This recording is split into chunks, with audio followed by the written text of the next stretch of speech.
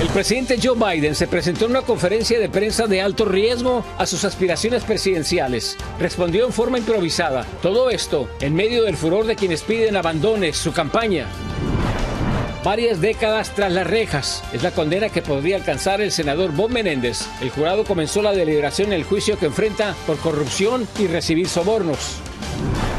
La tormenta Beryl se niega a dejar en paz al país. Sus remanentes siguen causando estragos en varios estados que enfrentan inundaciones, tornados y cortes masivos de energía eléctrica. Estados Unidos declara la guerra a la organización criminal transnacional El Tren de Aragua. Ofrece millonaria recompensa para frenar la expansión del peligroso grupo en este país. México está librando una batalla contra un fenómeno social que está desplazando a la gente que tiene menos recursos frente a los que pueden pagar más. Entérese cuál es la situación. Autoridades de Honduras ponen a decenas de pandilleros que se encuentran tras las rejas a limpiar lo que ellos mismos vandalizaron. Así iniciamos su noticiero nacional, cierre de edición.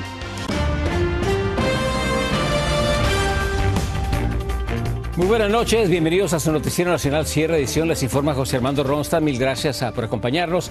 Iniciamos con lo siguiente. Esta fue una noche clave para el presidente Biden tras concluir la cumbre de la OTAN. Se presentó en una conferencia de prensa en la que aceptó preguntas de los reporteros. Al final, el mandatario defendió su postura, reiterando que no va a abandonar la carrera por la reelección. El presidente Biden se mostró desafiante y con mucha energía respondió a distintas preguntas. Sin embargo, en la primera pregunta de la noche tuvo un desliz que ha sido motivo de distintos comentarios en medio de los llamados para que se retire de la contienda.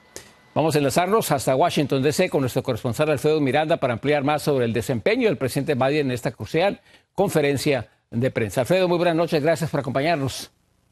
José Armando, un gusto de saludarte. Así es, durante casi 58 minutos el presidente tuvo la oportunidad de abordar varios temas frente a los periodistas. Destacó el éxito de la cumbre de la OTAN que se realiza en Washington y también abordó temas y diferencias entre su gobierno y el gobierno de Trump, especialmente en el aspecto económico, en la seguridad fronteriza, en las relaciones exteriores, particularmente en lo que se refiere a Ucrania, Israel y Gaza.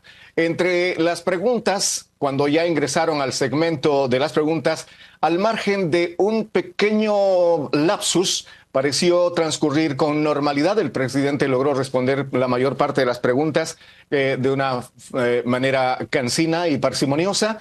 Sin embargo, las reacciones ya están en boga. Desde el punto de vista republicano, el presidente habría logrado sobreponerse a esta conferencia de prensa, pero no por mucho tiempo. Veamos. Ha sobrevivido para luchar otro día. Es lo que ha hecho. Se ha comprado un poquito de tiempo. Y el tiempo es el amigo ahora del presidente porque él tiene que aplazar y alargar esto lo más posible para llegar a la convención del 19 de agosto. Pero no, los demócratas que creen que él debe de renunciar de la campaña van a seguir hablando.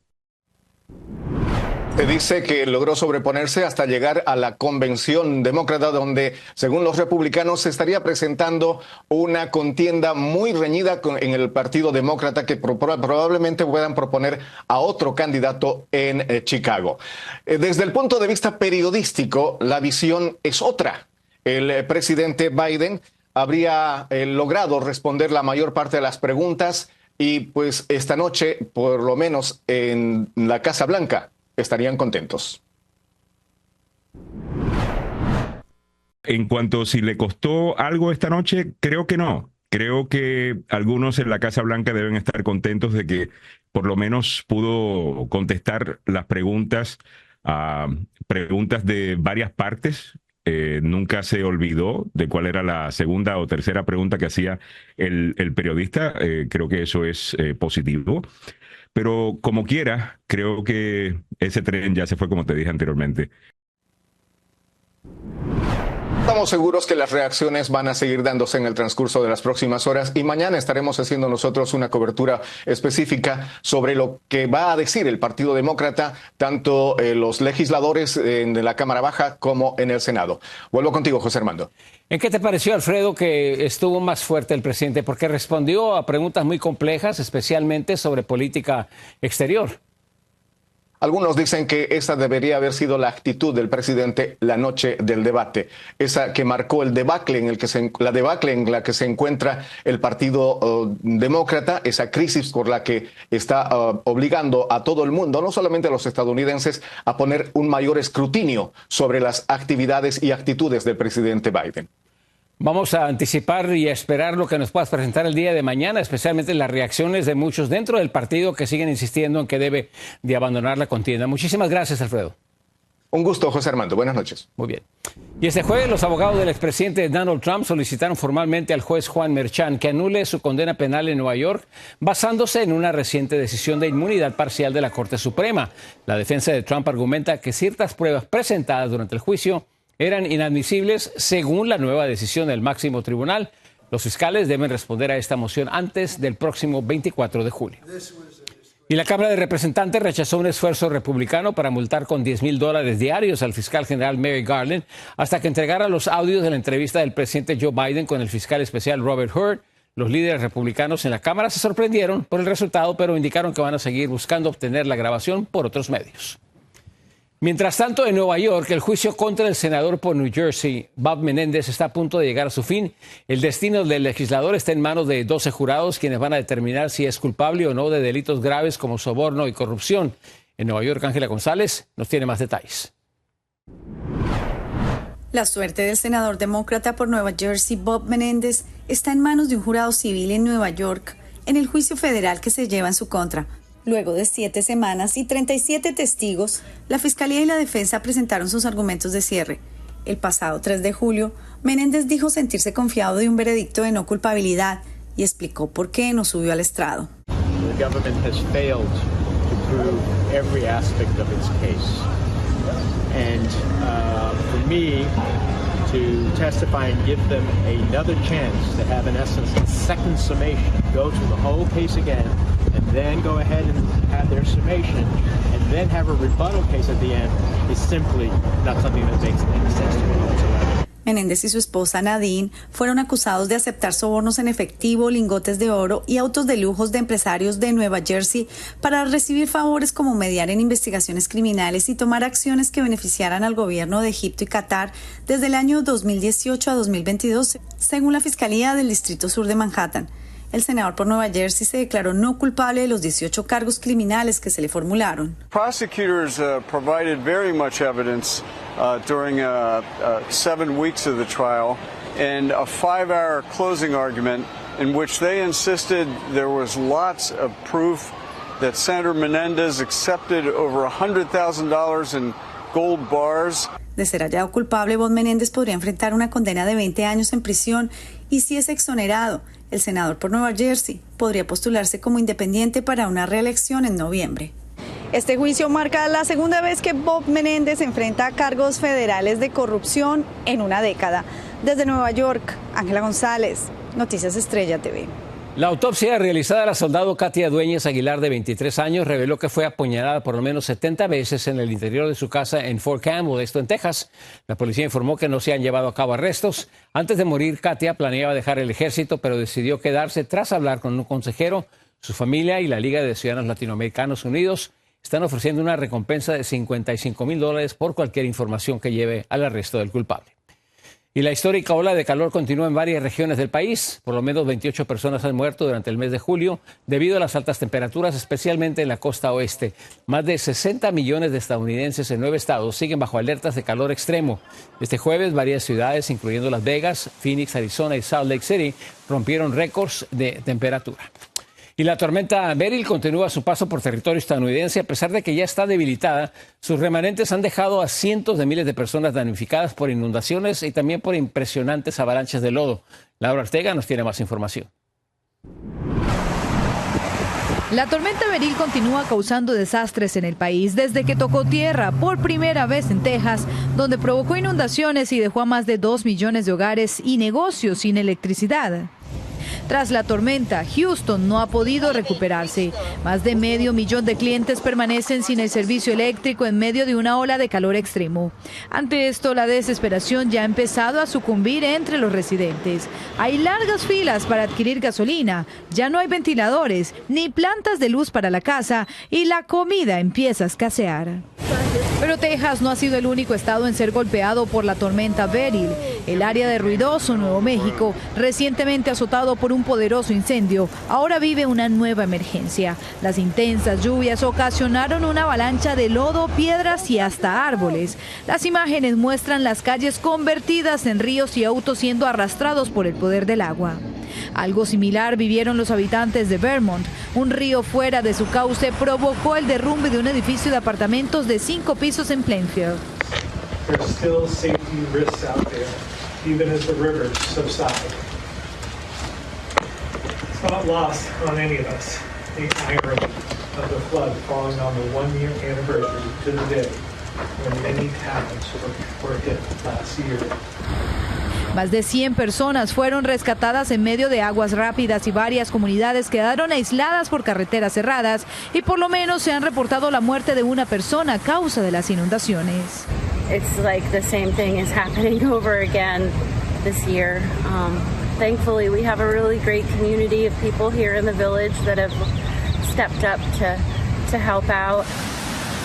Y hasta Nueva York se sintieron los remanentes del huracán Beryl cuando, producto de las fuertes tormentas, al menos 3 tornados arrasaron el miércoles en los condados de Chautauqua, Genesee, así como Erie, declarando en este último estado de emergencia. El Servicio Meteorológico Nacional informó sobre los daños en líneas eléctricas, árboles caídos, múltiples edificios sin techos y algunas viviendas destruidas.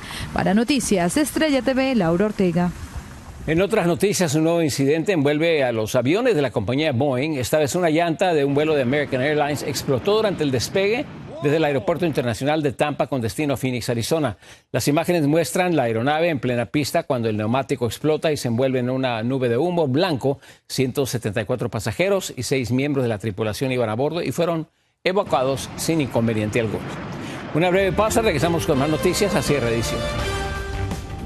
Estados Unidos ofrece millonaria recompensa para capturar a los líderes de la peligrosa organización criminal conocida como el Tren de Aragua.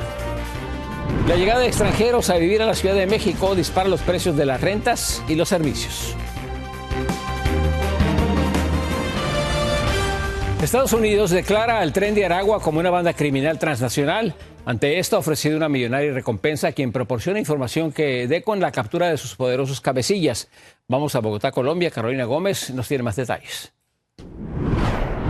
La colaboración entre Estados Unidos y la Policía Nacional. Hasta $12 millones es la tentadora recompensa que ofreció el gobierno de los Estados Unidos a través del Departamento de Estado, a cambio de información que conduzca a la detención y condena en cualquier país de los cabecillas del Tren de Aragua: Héctor Guerrero, alias Niño Guerrero, Johan Romero, alias Johan Petrica, y Giovanni San Vicente, alias El Viejo. En el plazo de una década, el Tren de Aragua se ha convertido en una organización delictiva transnacional que contribuye al miedo y desconcierto y es un obstáculo para la población de Colombia y de nuestra región.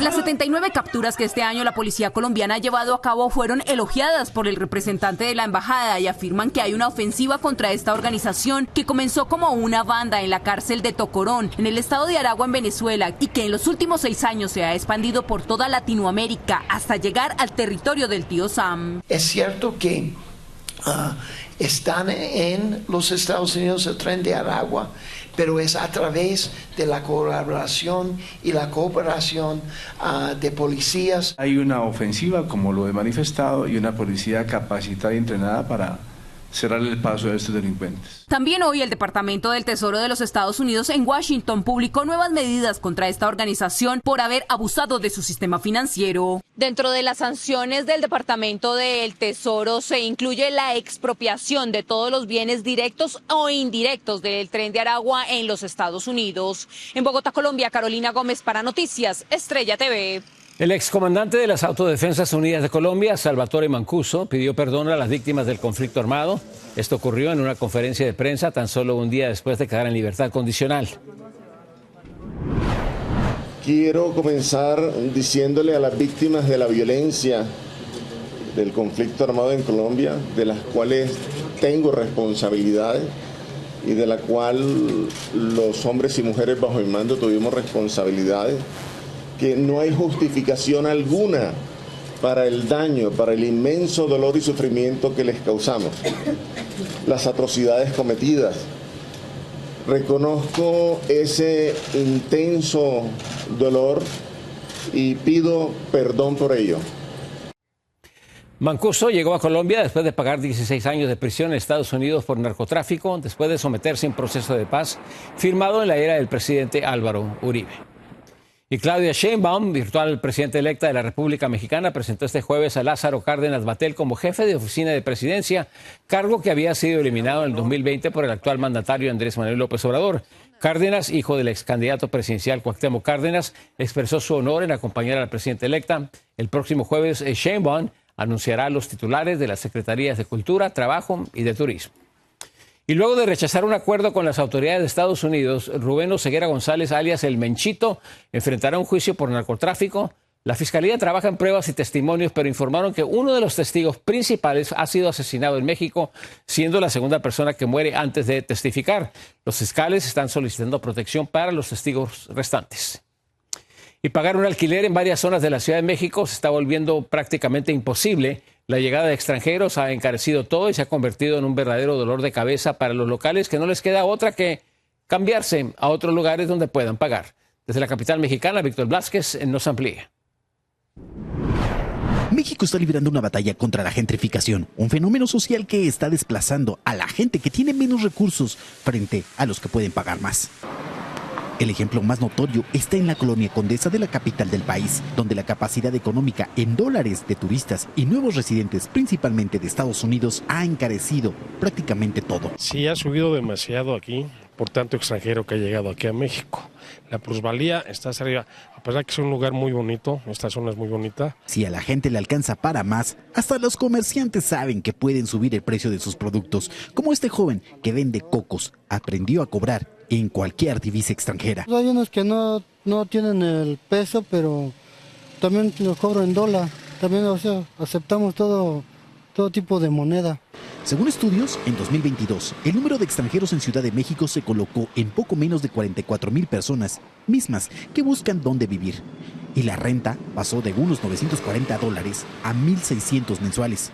Joel no sabe de investigaciones sociales. Lo único que entiende es que en su cartera no hay dinero para pagar vivienda, productos y servicios que hay en su colonia. Básicamente en el bolsillo, sí, de alguna manera sí nos quita cosas que podemos utilizar para otras cosas, los invertimos ahora en el aumento de los costos. La gentrificación está pasando en todo el país. Estados como Quintana Roo, Oaxaca, Chiapas, Ciudad de México, Querétaro y Guanajuato son entidades donde el desplazamiento de los habitantes locales creció, al igual que el enojo por los extranjeros. La gentrificación, como se le ha llamado a este fenómeno social, está dividiendo a la sociedad, pero también está cambiando las costumbres de la comunidad.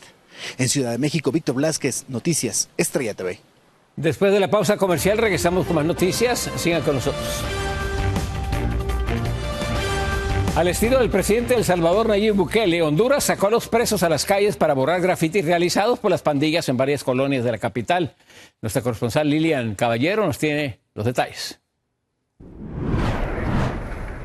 Las Fuerzas Armadas de Honduras iniciaron esta semana un programa piloto en el que los privados de libertad salieron a las calles de la capital Tegucigalpa para borrar y limpiar mensajes dejados por miembros de maras y pandillas. Es parte del programa de la reinserción social que tiene el programa de las 3 R's, que es reeducación, rehabilitación y reinserción social, que estaremos realizando a nivel nacional. Los primeros privados de libertad que participaron en esta limpieza salieron del Centro Penitenciario Nacional de Támara. Con mano de obra de privados de libertad, que han sido miembros de estructuras criminales, también paisas o pesetas desintegrados de maras y pandillas, y que están colaborando para borrar estos mensajes alusivos a estructuras criminales. Dentro del programa piloto también se incluye que los privados de libertad fumigarán contra el dengue, recogerán basura y limpiarán los cementerios. El objetivo primordial que le estamos dando nosotros a la población hondureña es de que debemos de incentivar y crear más ese hábito de limpieza y mantener limpio, ordenada nuestras ciudades.